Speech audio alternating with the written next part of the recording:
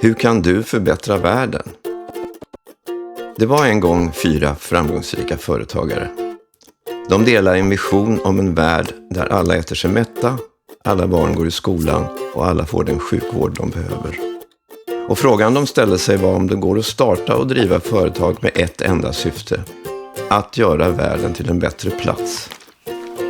Företagarna grundade stiftelsen Good Cause och donerade flera miljoner för att starta de första bolagen God El och God Fond.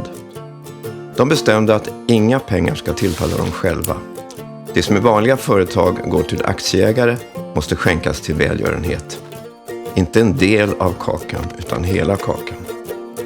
Drömmen var att driva företag utan hungriga ägare och ha Sveriges nöjdaste kunder som alltid får ett riktigt lågt pris och bidrar till en bättre värld. Idag vet vi att God Els kunder ger de mest utsatta en framtid. Fler hungriga människor kan äta sig mätta och fler barn får gå i skolan och fler sjuka får vård. Du som kund väljer vart pengarna ska gå. Det är enkelt att förbättra världen varje dag utan att kosta dig något extra. Jag är själv kund och har dragit mitt strå till stacken genom att skänka logotyperna God El och God Fond.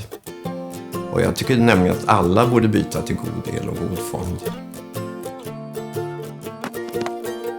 Gå in på www.godel.se och www.godfond.se för att se hur mycket vi tillsammans skapar.